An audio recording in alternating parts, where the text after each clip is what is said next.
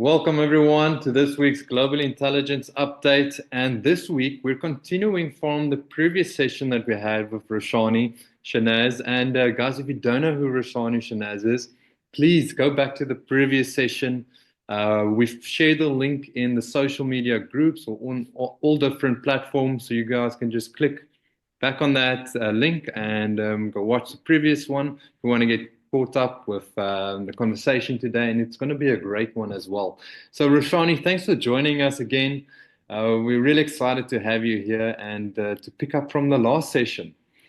So is there anything you'd like to add in before we get started with the session? No, maybe you could start with a little recap if you want, so that we can seamlessly move into the next part. Yeah, so guys, on the previous session, we spoke quite a lot about intuitive decision making, and there was different points as well, but the main thing there was balance, of course, intuitive decision making, but energy as well. And Roshani touched so many points that one of my questions, or the question that I wanted to start with was, Roshani, what is intuitive decision making? Can you give us a recap? And Roshani just reversed that role on me there. But I think, Okay. yeah, please go ahead. I'll take it from where we ended, I think, last time. It was based on the E2s, Yes. the ego-driven leadership and the selfish ego and the selfless ego, which is the spirit-led leadership, as we spoke about. Now, in the aspect of intuition or gut feeling, as we call, it is, if you see or retrospect or read about any entrepreneurs, business people, you will find within the storyline a lot of points where it would have been that I got this sudden thing and this happened, and I got on to make this or make this happen, or took this decision and started this, and then it evolved. Yeah. So this sense of urge or a push from within that makes us do something, and everything inside of us tells us that this is right at that point in time, is 99% of the times what we call as intuition or gut feeling. Yeah. And when we are leading in a conscious or aware leadership format, as we move about with our, the placement of our big why, to moving about doing our human actions to create the work and the business that we want to, and then leading it forward to what has to be. Now, in that gamut, we need to understand that we may begin alone, but then you are not alone. You have so many different people's energy that comes and starts, moving around and becoming a collective force for the business, for the work, for the project, and so on. So something that could have started with that intuitive feeling or the gut feeling of you wanting to do it and you getting into it is now becoming a combined effort with different energies. And intuition driven leadership, or as we would call it, the intuition based decision making process that we need to do, it has got various factors, because now you're not alone, and now in the business, though you may have that intuition, though you may have that awareness or foresightedness, you also have to see the highest best of everyone concerned and involved in it. So beyond the data and analysis of our lives lies this powerful entrepreneurial tool, and which is called the intuition. So, spiritual entrepreneurs, as I would like to call it, develop these practices for accessing and trusting their intuitive guidance while maintaining the practical, pragmatic side of the business discipline that is required. So, if you have to be firm with someone, you have to be firm with someone. So, the right balance of the head and the heart, and that's why also they are in alignment and one below the other. And also that when we shift to the higher mind, then we actually allow what divinity has given us in this form as well, that the head is above the heart, so that the higher mind can balance the emotional turbulence or anything that we go through and keep it in its fortress of sorts of guiding the life force energy towards the rightful things that we need to do. And in that part, as a daily practice, what I do or what others could do is, one is create space with regular periods of silence, reflection, and hearing that subtle voice within us. That voice may sound as ourselves, the voice may sound outside of us as maybe a parent's voice or celestial voice or whatever it could be. But it is something that is speaking to us, that divine intelligence within us is speaking to us. That's why we also say that the body speaks to us, right? And there is also this beautiful study how we have two brains, because the second brain is called the heart brain, which takes the reflexes of life first, which is the intuitive brain, which is the brain that feels or absorbs first before it can be processed by the conscious brain or the waking brain. And therefore, to sit and create this space of contemplation, of constant few minutes of silence. I think we spoke about the silence bank as well, that even if 5 minutes of silence is, produced every single day by each one of us, then we will have a good chunk of savings of that silence at the end of the month and then at the end of the year. And that becomes our reservoir, that becomes our space to fall back in when there is. And at a lot of times working with workers, working with a downline can be extremely chaotic when people are on their own trip. So it just requires that, yes, you may burst out because that is a normal aspect at that time. But then the moment you get your time and you get your sacred space, you go in. Okay, now what is the solution to this? So creating space helps that. Then noticing signals, awareness of our bodily sensations. As I said, our heart brain gives out signals extremely instantaneously, and the bodily sensations or the sentient beings can feel it. Those who are cognizant can maybe get more in the head of a knowingness of sorts through that intuition, and the emotional responses with the options that the body or the higher mind is giving us at that point. At times you may feel that somebody has come to do something, and just that is a strong feeling, I don't think I should do this deal with this person. I don't think I feel like dealing with this person. Now, that person has not done anything wrong to you. There is no practical reason for you to refuse the dealing or working with this person. But something inside you strongly says something is amiss. This is not right. And I don't feel like doing this or going ahead with it. Have you ever felt that for anything? Yes, yes, Roshani, definitely. I Yeah. think everyone listening can relate.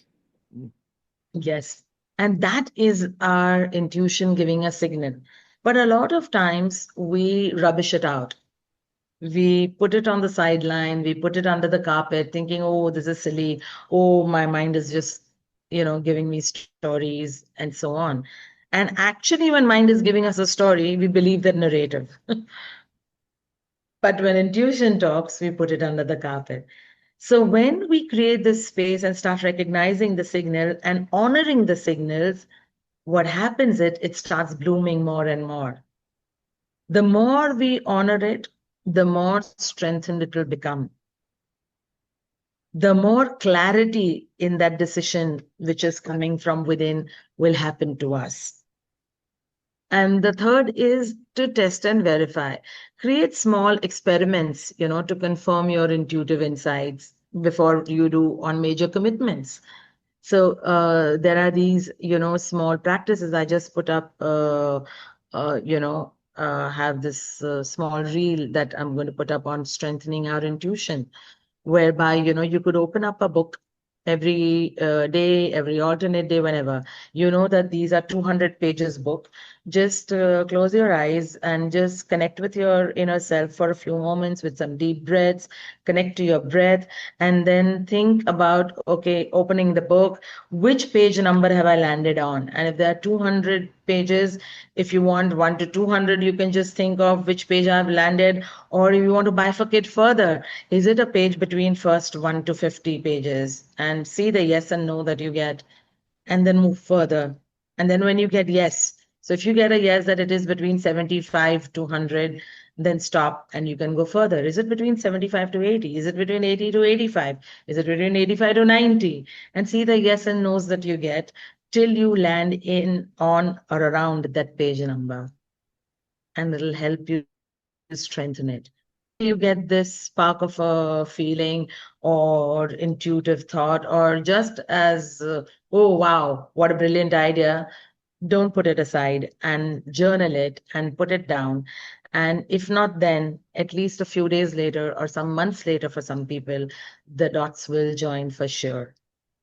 Wow. You can do little practices, and there are a whole lot of other practices with breathing, time that you can give, with different kinds of breathing that you can do to strengthen your heart chakra, to strengthen the intuitive gut feeling that is going to be helpful to each one of us in the operator world, for our businesses, for our jobs, as leaders, for everything that we want to do. Wow. Oh, thank you so much for that, Roshani. That's a complete recap, guys. I don't think I would have been able to fill those fill those shoes. But thank you so much, Roshani. That's quite a lot of information shared, and it's gold nuggets, guys. It's really gold nuggets. So thank you so much for that. Roshani, touching back on the last session that we had, we spoke about conscious company cultures. And I want to ask you, what are the essential ingredients to that, to creating that? Sorry, could you repeat the question, Chris? Yeah, no problem. Last time we spoke about conscience, company culture. So I'm asking, what are the ingredients to be able to get that in your company?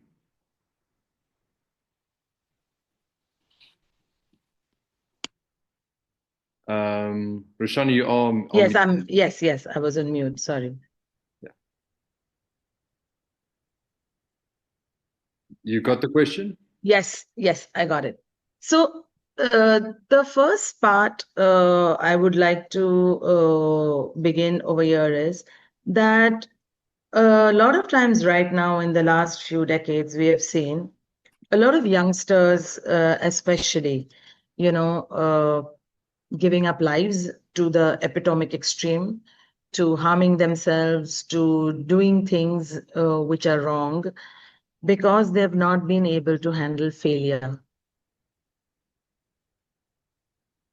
And the most important part, I think, which we have missed, where schools or our childhoods have not taught us, is how to create a conscious relationship with failure,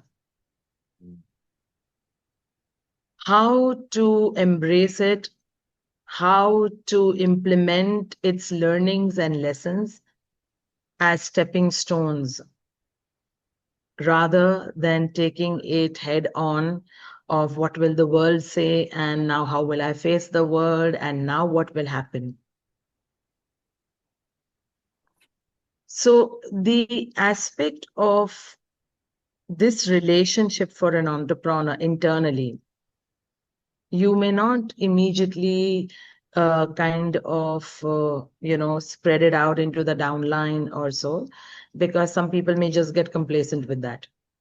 So it requires, fragile hand holding, how you seep in this concept of creating a conscious relationship and connection with failure to everyone around you. And why this is the base and foundation? Because there will be upheavals, there will be wrongs, and there will be mistakes, and there will be problems. If this relationship is not maintained and held strongly, then collapsing is very easy. Breaking down is very easy. So therefore, I personally feel and implementing within myself that to be ready to do your best and be ready for the worst kind of a thing. And to know then how to handle it. And only when you have a conscious leadership culture within yourself first. Charity begins at home, and that home is ourself. If we have that within ourselves, will we be able to be a living example for the rest of the crowd around you who's working for us? So, spiritual entrepreneurs' approach towards failure usually is not very devastating. You'll see that resilience is very, very high. Setbacks will be there, but they will become essential teachers for them.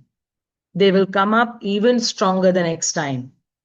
And by releasing the attachment to these specific outcomes while maintaining the commitment to the purpose, to the why, to everything that is happening around you, we develop that stronger resilience to transcend the typical business cycles and issues that we will face. Because then failure is not the opposite of success, it is part of the success. And when it is approached with that awareness, with that conscious knowingness, then it opens its vast gateways to lessons that no books can teach us.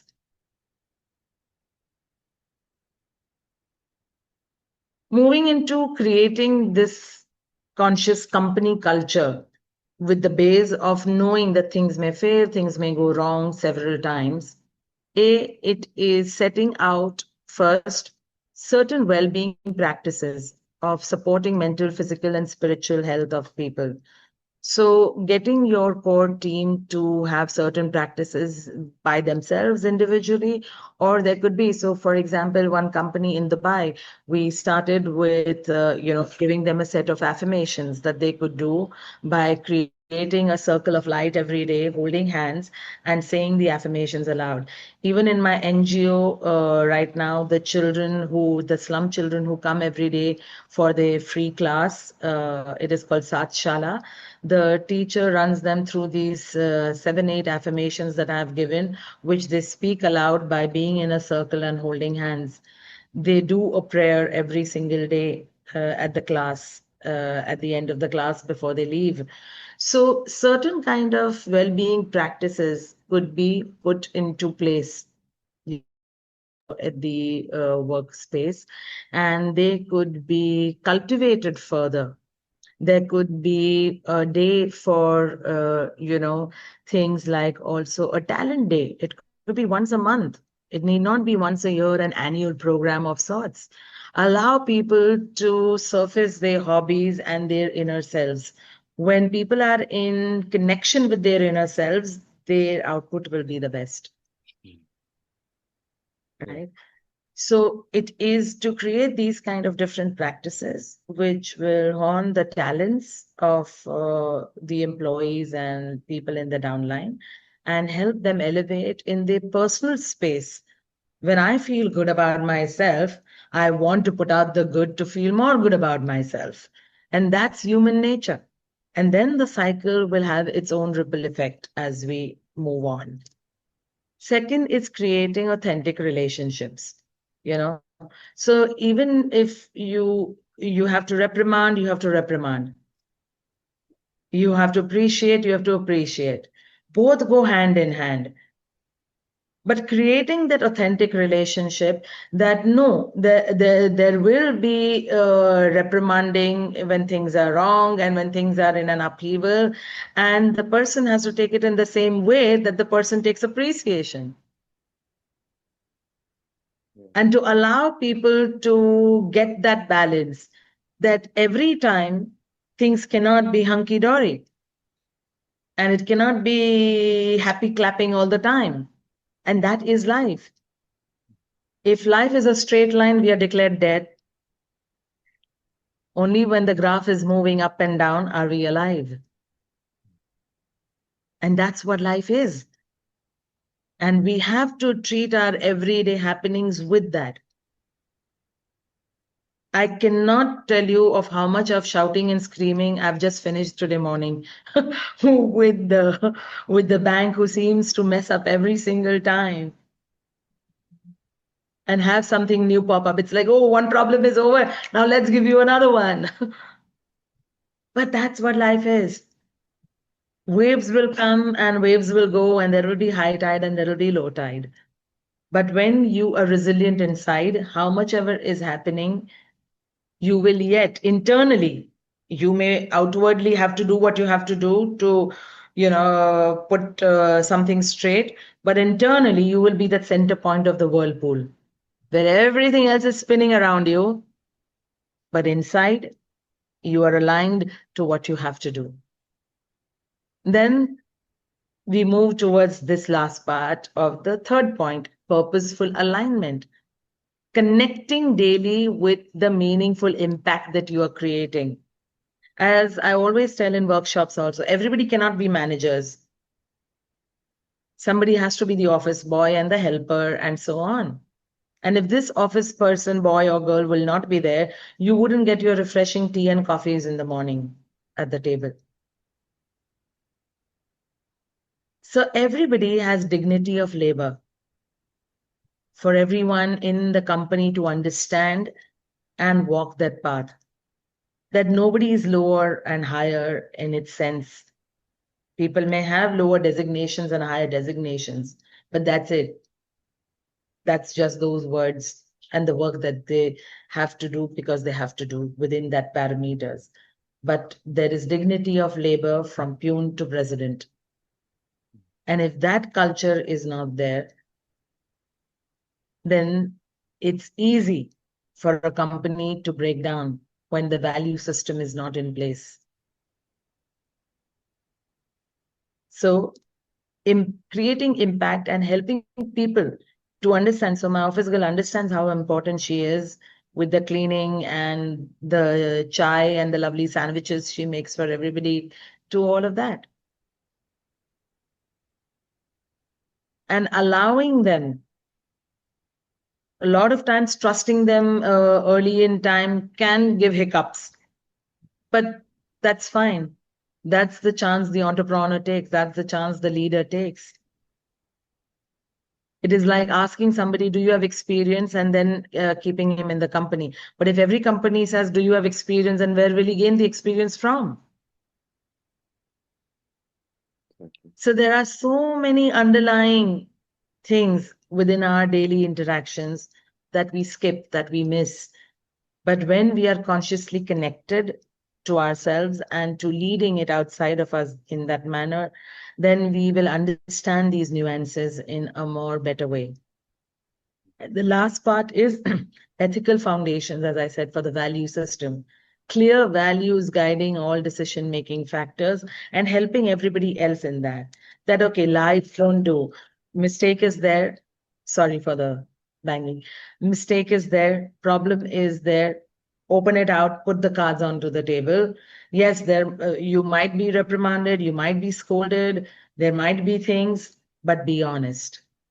I remember this as a child. My aunt, who used to teach me and was my biggest force of who I am today with my parents, would say, if you get less marks in exams, you have to run and come and tell first. If you lie and do not tell, you'll get 2 beatings. If you've got less marks, then you may get 1 beating. So it was always the habit of speaking the truth, however ugly or however seemingly bad that it may be. But it was to put it out there, and then kind of relieve your heart. Oh, I've said it out. It's out from my end and it's done, kind of a thing. So that's what I would say conscious work culture would comprise of in few words. Oh, Roshani, thank you for sharing that wisdom. So much, guys, to take in. Really, really awesome. Then touching on what we spoke about a little bit earlier, spiritual and heart-centric leadership. Can you share how exactly does a spiritual or heart-centric leadership work, and how would the approach to normal day growth challenges be? Because thinking of today's life or today's world, wouldn't a situation like that be or wouldn't you be termed as a weak, leading from that? Sure. That's the concern that most have, Chris, because we've never understood the balance between the head and the heart. People say if you're too emotional, oh, we're spirit. So spirituality does not mean become foolish. Operating actually from the spirit is what is called spiritual. And that spirit is your life force energy. You may not believe in nobody, but you cannot refute that you are one walking, talking in flesh energy ball. You cannot refute that. So whatever that energy is, whatever you want to term it as, you want to term it as just energy, you want to term it as life force, you want to term it as soul, spirit, that doesn't matter because it does not need any title. It exists and it'll keep on doing its work. So whether I believe in karma, whether somebody believes in reincarnations, whether somebody believes in this or that or not, doesn't matter. Because what is will remain as is. And it'll keep doing its work. Now, either I take this toolbox and make things work as per my journey that I need, or I leave the toolbox and I say, I don't believe in this toolbox. It doesn't exist. So that's completely in my hands. So a spiritual toolkit for the spiritual approaches towards the growth challenges actually will strengthen us. We are living in a superficial dimension. We are trying to do things and bring everything that is artificial and superficial into our life because we have lost the connection to the natural being. Meditation is not just sitting like this and doing things for hours. But we have to do this exaggerated format because the inner self has lost its connection to that natural self and the natural way of being, of deep breathing or whatever. And it has been normalized to live in shallow breathing. So I have to remind my inner mechanism that, oh, you were meant for deeper breathing. Let me teach you again. See, this is how you do it. See, this is how you do it. So actually, there is nothing from the outside that I'm bringing in. I'm only rewiring my inside. I'm only moving my cubic square inside to come into all colors on one side. And that needs practice because it has not been able to do before that. It has been okay with all the jumbled up colors. It has been okay with the shallow breathing. But life pushes us at some point, at a point of no return, most probably, for a lot of people. And then we realize, oh my God, I should have done this. This should statement is a very big thing in life, Chris. Because when somebody sets to do something, it seems to be the best thing that we want to do. That's why we do it. Otherwise, why would you do it? It is only in retrospect when something becomes good or bad, correct or incorrect. Oh, I shouldn't have done this. Oh, I shouldn't have trusted her. Oh, I shouldn't have given that to him. So this string of regrets with this word should and shouldn't, or I should have done this. I should have given that. I should have taken more care. I should have called her up more often. So when we are creating a life with a spiritual approach, then we would have lesser to at some point in time zero regrets, first of all. We would be able to tap into the optimal potential of the people that are around us and helping them realize that by creating these silly mistake patterns that they're doing, they are missing out on their own potential.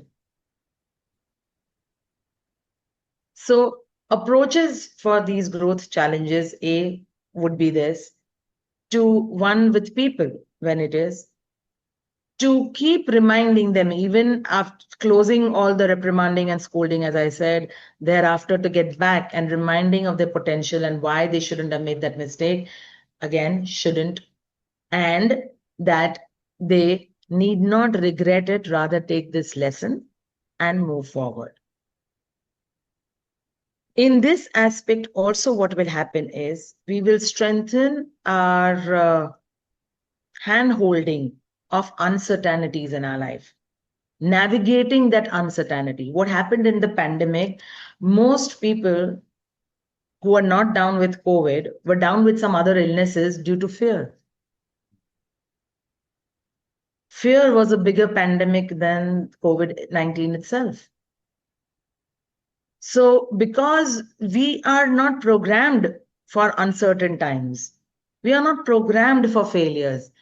So, in personal life as well, when I'm programming myself that failure and uncertainty is a part of that graph and will be there at some point or the other, then I will be much stronger in my inner immunity, which is the spiritual immunity. There were many people who were doing lots of things for their physical immunity and yet got down with COVID. They were taking utmost care of everything, and yet it happened. And there are innumerable stories to that, because at that time I did almost 135 live sessions every single day. And we did sets of 28, like gratitude sessions. We did master classes on uncertainty. Then we did another master class on grief to gratitude, and a whole lot of things we did at that time. And there were so many stories coming in. So navigating uncertainty in our daily life, besides even being leaders or entrepreneurs, is very, very critical. And embracing the unknown in that is the important part. Through mindfulness practices, through pranayams and other spiritual practices, and trusting the larger patterns that are unfolding beyond what is in our control or understanding. Everything need not be an equal to. But because our ego mind or the waking mind needs that equal to, we try to create narratives. Oh, because I ate that, the stomach went out. But the eating part is a trigger. The emotions that cause that trigger to create the sickness in your tummy is lying within you. Even if you deal with medication and the tummy is fine, you will manifest that emotion in another way after some time. That cannot go unless you have navigated. So we are all wheeler dealers. We try to deal with things. But unless and until we feel, process, and heal, it can never be closed. And when we do that, we'll be able to navigate uncertainties of life in a much stronger way, in a more resilient way. Second is patience and timing. Recognizing, these natural cycles of life, of things that are happening. It's like putting in a seed and wanting the rose plant to flush out of it the next day because you want a rose plant the next day in your balcony. It cannot happen. It could be 5 seeds put at the same time, but each will take its own divine timing to bloom. And every day you will not dig the earth and see, oh, how much has it grown? How much has it grown? It will never grow. So it is to learn how much to do and when to step back. that is required for entrepreneurs and leaders? How much of leeway to give? How much of trusting that is required in what will unfold, and not trying to control every outcome? Because the uncertainty will not create the same outcome for you all the time. Our lessons are hidden in our everyday life. And we all have come with the whole laundry list of lessons to learn. The other one is right relationships to competition. Just as relationship with failure, we also need a relationship with competition. Healthy competition, as we call. And that begins with, first of all, knowing that I am in no competition with anybody else besides my old self of yesterday. And then I will have the compassion to see every other competition the same way, that even he or she is trying to be better than what they were yesterday. As I said in the earlier one, that there are people who draw a line to grow higher, and they'll keep drawing their line and making the effort. And there would be some people who will try to erase your line, and thereby their line is higher than you, taller than you, lengthier than you. So all kinds of people will be there. But we have to be only and only in that knowingness that the only things that I can control is intentions that I have, thoughts that I create, words that I speak, actions that I do. Besides this, nothing else is in my control. So either I can crib on a party day for the new dress that I have because it's raining and now I cannot go to the party, and why this rain had to come, and completely be a party pooper and like completely banish my plans. Or I can say, oh, I've not done coloring since so long because of all this hectic chaos in life. Let me get back to my painting and coloring and save this time. Good, the party didn't happen. I can get back to this. Or just watch something, make popcorn for myself. So what I do, the event will still remain the same. The outcome is resultant to my response or reaction to that. And that will always be so in anything that we do. So the shifting from that scarcity or the fear mindset to abundance mindset, to resilient mindset, thinking that everything can grow with collaboration and mutual success as well. Plants next to each other doesn't mean that they will not grow. In fact, some need that harboring of the shade or the pollination for it to grow. So if we move away from the sea of competition to the sea of collaboration, we'll be able to have healthier outlook towards everything that's happening around us, and then only focus not on what the competition is doing, but after knowing what the competition is doing, I will focus on, oh, I need to better this, so let me focus on my work now. That how do I better this? Is there some strength that this person has that we can collaborate? And it's not possible that every time you can collaborate. I'm not saying that. But I'm saying that there is large scopes for people to collaborate strengths and bring those strengths to the table and emerge with something bigger.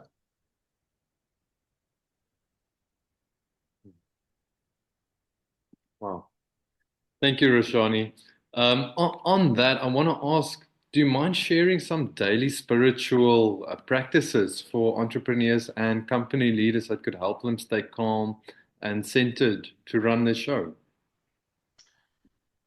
Sure. I would share with a few things that, I myself practice as well. And it could be helpful, and there are several other plethora of practices that are there all over the net as well. So each one can take up what resonates best with yourself. Yeah, And those are great. again, it's not that you enter a mall and you pick up every soap that's on the deck to try it out, right? A, you may pick up something for which you loved the advertisement, or B, you may just intuitively pick up what you feel will be good for you. So there is intuition at every level. It's not just in making big decisions. I feel like wearing this dress. Now, what does this feel? There are a whole lot of dresses. Why do I feel like wearing this dress? Right?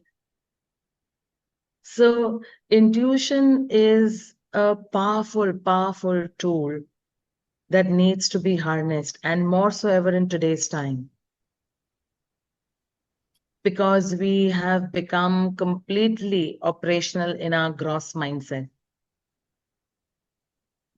of Maya, of materialism, and we've lost touch with the spirit in its entirety for major parts of the world. And this also is happening because emptying has to happen.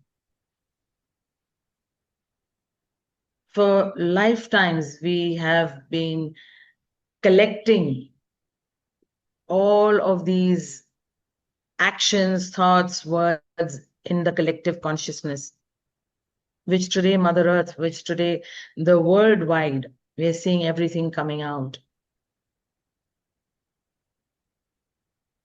And when each one of us are responsible for our own selves, then we can have 8 billion population who is healthy and operating from their inner base, their spirit and life force. We will not need healing mediums and doctors and this ones and therapists and so on. There would be a world without visas and places without borders. But the aspect is that we are always concerned of the outside. So these practices that can help us to anchor our own selves first. And when we are anchored, we will be able to change a lot of things around us. So one, I would say, is intention setting that has helped me a lot. Of beginning, each day, I even end each day with reflection and intention, which I'll come to, but intending that day, of having the deeper purpose and setting out these specific intentions of how I will embody my values in my interactions today, how I will not succumb. Like, God, for me, it is those who don't believe in God or anything need not say that. They could just say it, as an intention to themselves, that I will not succumb to compromising my values. I will not succumb to anybody oppressing me for changing my values and belief systems on the values that I hold right, to so on. To intend that, okay, today there is this thing, today now this challenge has come up. Okay, fine, eruption happened, now how will I tackle it? So constant intention drawing, from that reservoir from within will help the person to remain balanced through the day, even if the graph is going up and down. So setting out these things to tell ourselves will help us remain anchored in that. Then mindful transitions, that taking brief pauses of maybe doing nothing, just breathing or not even breathing and just staying calm, taking a power nap, just centering yourself, particularly, before important meetings or important decisions are to be taken. And to know that never ever take decisions when you're emotional or when you're angry. To create that statement in your value system statements that you will never make. So it could even be of throwing somebody out. And even after throw out, I will throw out somebody in calmness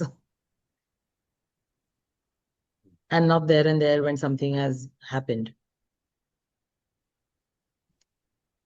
Then it is of using the breath awareness or a brief meditation, creating those specific intentions that you have already had, and seeing how you will embody them in your business interactions, work interactions through the day. Then in the evening, releasing the day, which is so very important. We sleep with the problems, we sleep with our burdens. We do not allow them to let go. So reflecting, introspecting, and releasing in the night is very, very important. Of what happened, what triggers threw me off the roof, what happened in this situation, and then contemplating and reviewing it again by your own self, noting the misalignment possibly or things that were in alignment. And was there a difference between the actions and the values that you've set for yourself? Creating these conscious intentions and retrospecting on them, introspecting on them, contemplating on them will create a large room for improvement to set tone for the next day. And like this, there could be other different practices, as I said, yoga, breathing, any other kind of mindfulness practices like journaling, gratitude writing. All of these are there, and these are equally powerful in their own rights. And each one of us is a unique mix. None of us are the same. So each one of us will resonate or have more powerful connection with one practice or two practices or three different practices. Chanting, creating your own affirmations and powerful statements. As I said, you don't need to believe in God, you don't need to believe in universe, there's that. Even if you don't, just with the power of speaking. That is why when we were young, we were asked to speak aloud when we were learning spellings and words or any,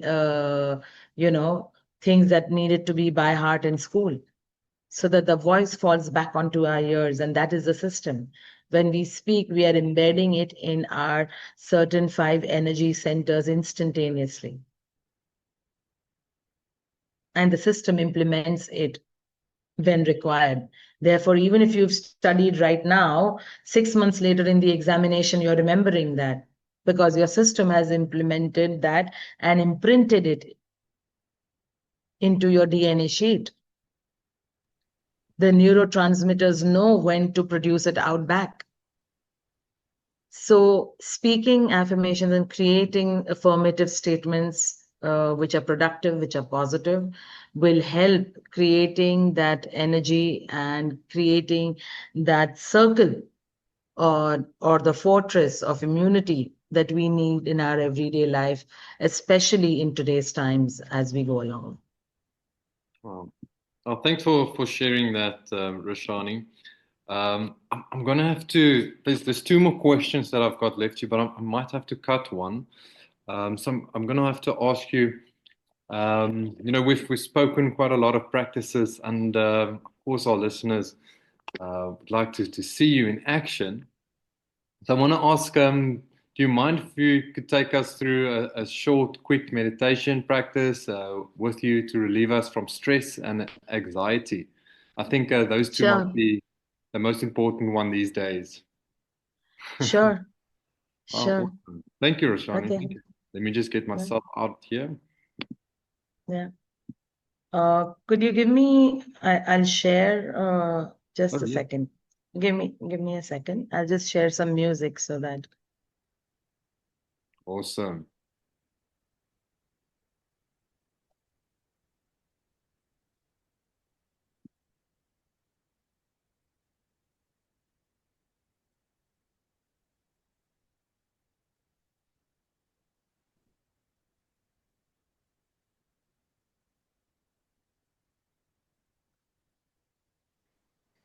So yeah, guys, if you have any questions, you're more than welcome to put it in chat, and then we'll get to that after this exercise.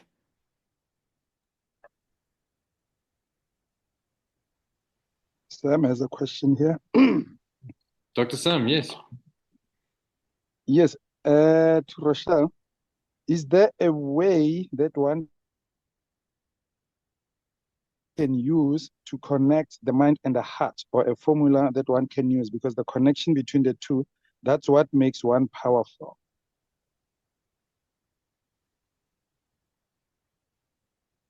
Sure.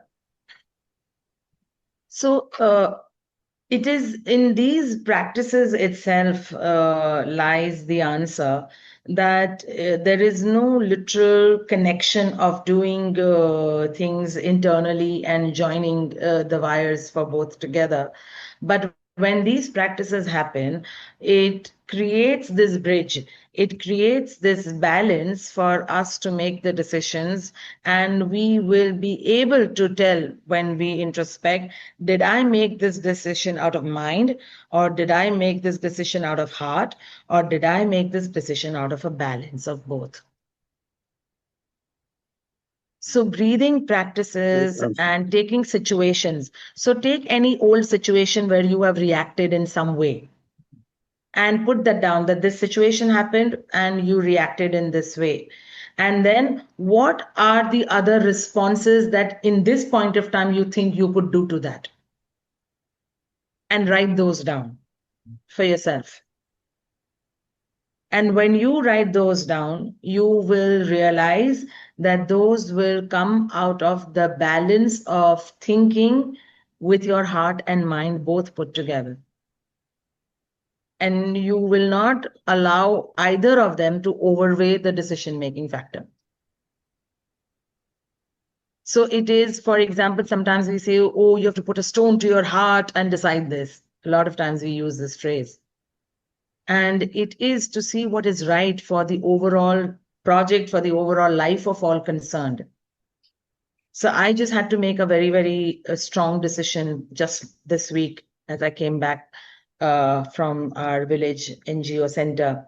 And we had to let 3 people go after working with us for a few years, because the things that they have done, which has harmed and which has been harm to the collective lot, from the children to the other workers, was way overweighing than the basic work that they were doing.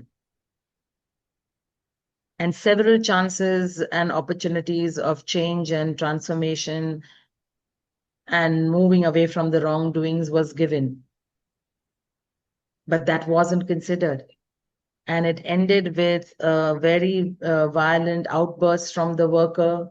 And ultimately, they are village workers, and they are of a certain, level which you cannot change, because that's how their upbringing is.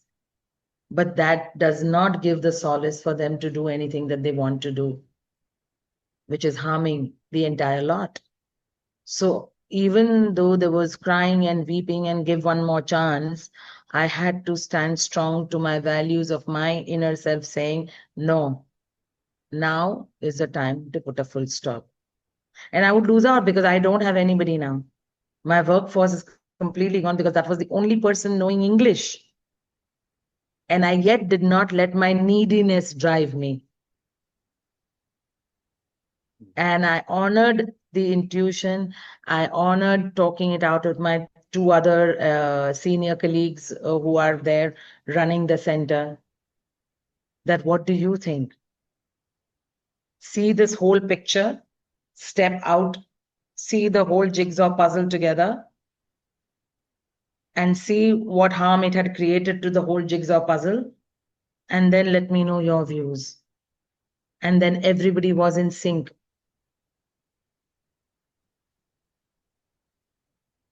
So when we daily practice something, it will become seamless at some point in time. And then there will be the strong knowingness that this is it. I hope it has answered what you wanted to know. Yeah, no, Dr. Sam says, thank you for that answer. Great insight. Oh, thank you. Thank you, Dr. Sam. Okay.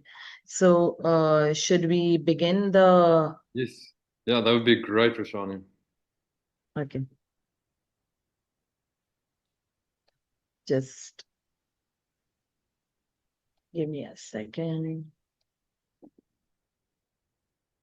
I will just share.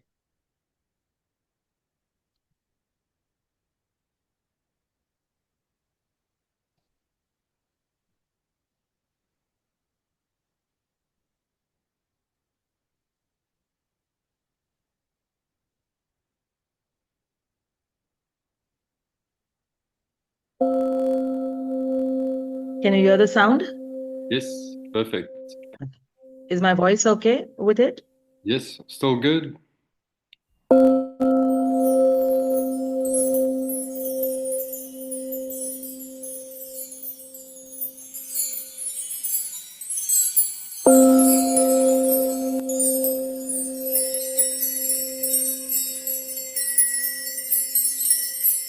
I'll switch off my video so that there's no distraction. Everyone can please close your eyes, not if you are driving.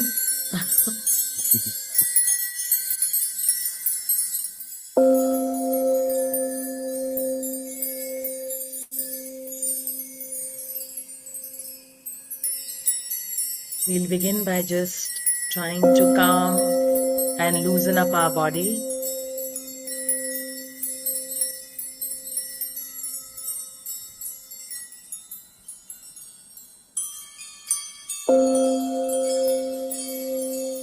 We'll begin from the head.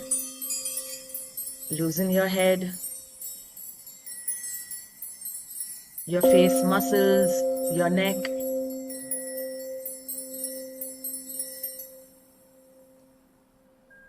your shoulders, your arms,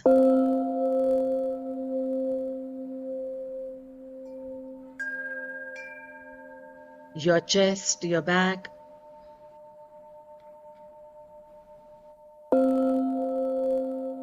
your stomach,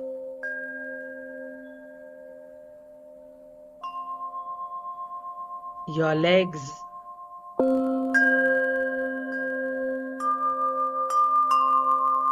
your feet, your toes,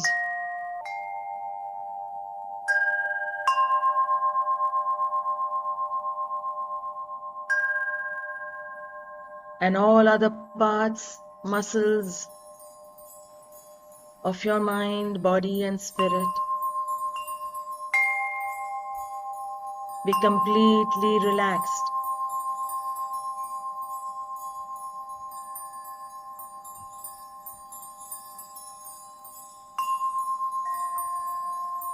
And as you loosen up and relax, feel yourself sinking in the space where you are seated. Furthermore,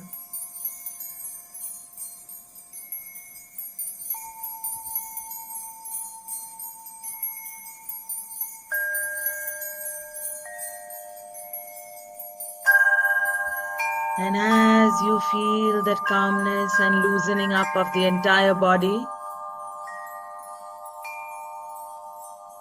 take a few deep breaths. Breathe in, breathe out. With every inhale, breathe in all the love, light, and energy from Mother Earth, from your surrounding. All vital energy required for your system. And with every exhale, intent, releasing all your anxiety, your stress, your worries, your fears, your doubts, your disbeliefs, and all your cares dissolving.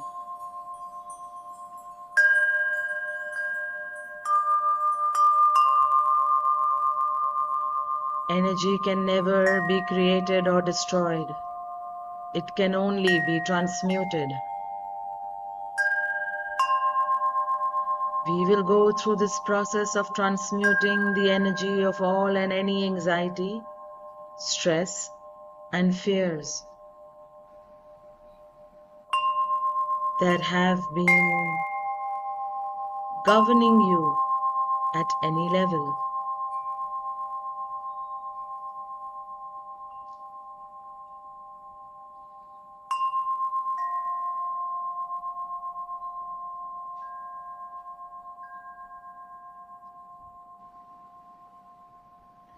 And as you inhale and exhale with these intentions, you will bring your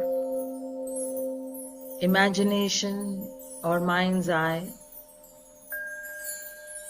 to the point of 3 fingers below your navel area, to the seat of your spirit energy, your life force energy.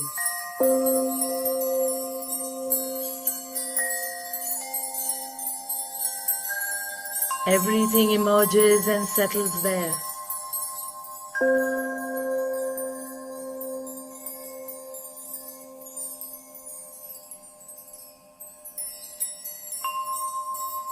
And as you take your mind's eye or intention to that point,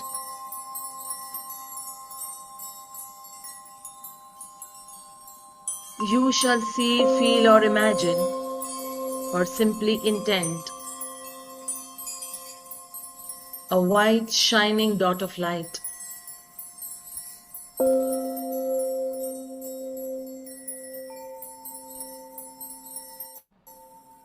And as you intend that light,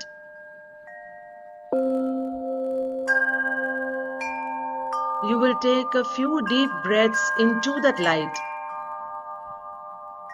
and imagine it growing, expanding within you like rays of sunshine.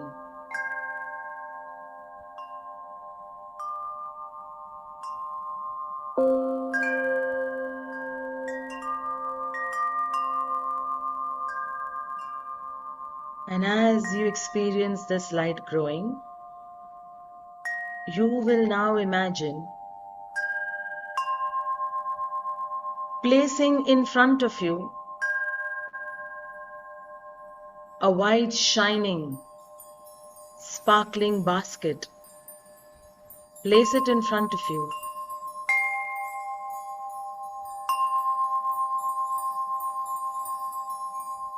We ask the spark of light within you to surface to your conscious mind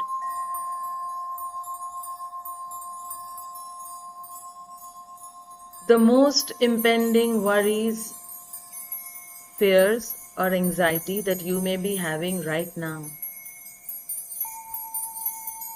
Surface each one to your conscious mind.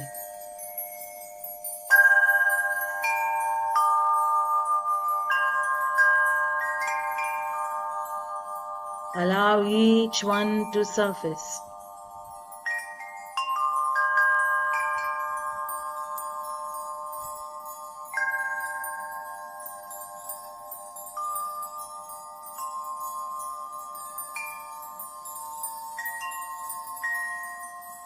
And as you surface each of these seeming problems, anxiety or fears, doubts, or any other matter that is draining you, you will imagine this seeming problem or issue turning into a black carbon ball, which you will release into the basket in front of you, removing it from your system and putting that belief, fear, worry, doubt, anger, regret, whatever the situation may be. Imagine it as a carbon ball and place it into the basket in front of you.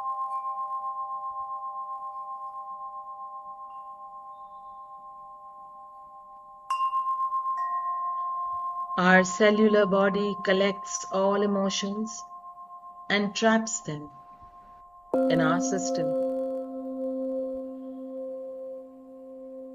Each part of our body takes in emotions from different aspects of our lives,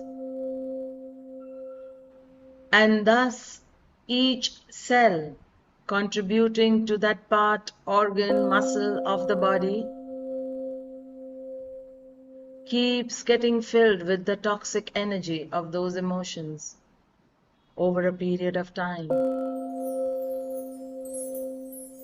until it can take it no more. And when these trapped emotions reach its saturated point, they burst out in the form of seeming illnesses, problems, issues connected to any karmic area of our life, be it health, abundance, career, business, relationships, social connections, and connection with the self. You will release all these toxins right now of the most important things that are draining you currently, and place these carbon ball representations into the basket in front of you, allowing your system to empty itself of these burdens.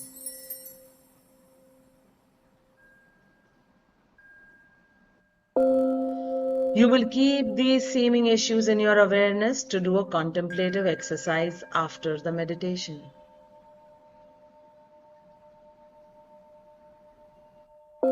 And as you place all of these, you will take 3 deep cleansing breaths and first inhale these breaths into that white spark of light inside of you. And exhale and release the breath as if it's a beam of light going out from you into that basket. And with every exhale that you throw out, you are disintegrating and dissolving and transmuting the energy of those carbon balls in that white basket. See all those worries, fears, or whatever situations that are draining you that you have kept there, disintegrating into small fragments until they are totally dissolved and you can see them no more. Keep going on with deep inhales and exhales. Inhale into the white light inside of you. Exhale onto the basket in front of you.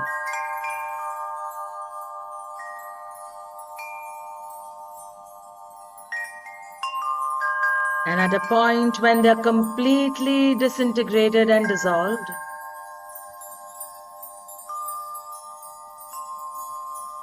you shall see, feel, or intend the entire energy of those carbon balls transmuted into a shower of immunity light beaming onto you. Feel yourself as if you are under a shower and there is a gush of beaming light being poured onto you of the transmuted energy of all those toxins dissolved and transmuted into the love and light of compassion, healing, strength, resilience, and all resources that you require inside and outside of you to heal these situations.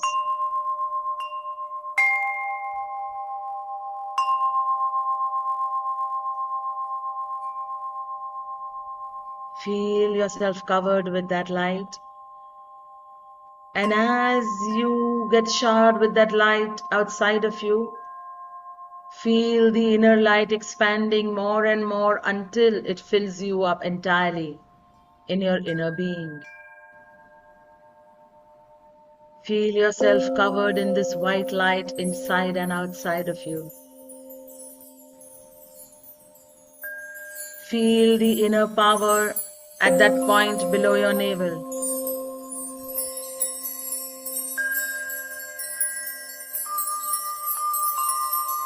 And affirm to yourself,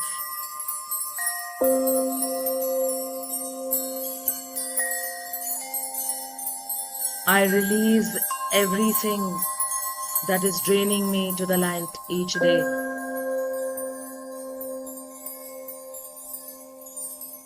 I am stronger, more resilient, more resourceful after every challenge that I transcend.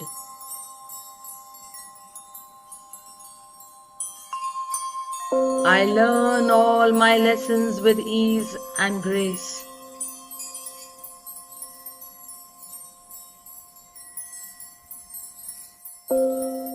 I release, I relax, I let go.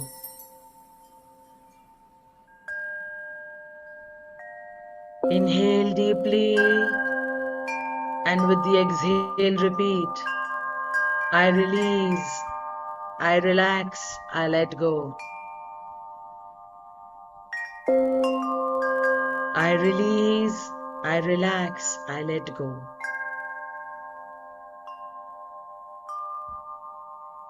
With this, you will feel aligned and anchored in your being. And at the count of 10, you shall slowly open your eyes. 10, 9, 8, 7, 6, 5, 4, 3, 2, and 1.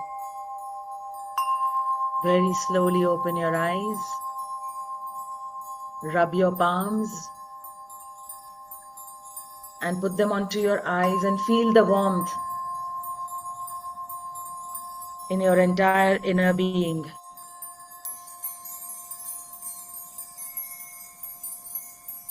When you feel that warmth, you can slowly move your palms away and then shake them on the side to release any residual energy. Whenever we release anything, there is always residual energy sticking around us in our energetic field. Shaking of hands helps us to release them through the tips of our fingers, which are energy exit points. Thank you and namaste for participating in this session.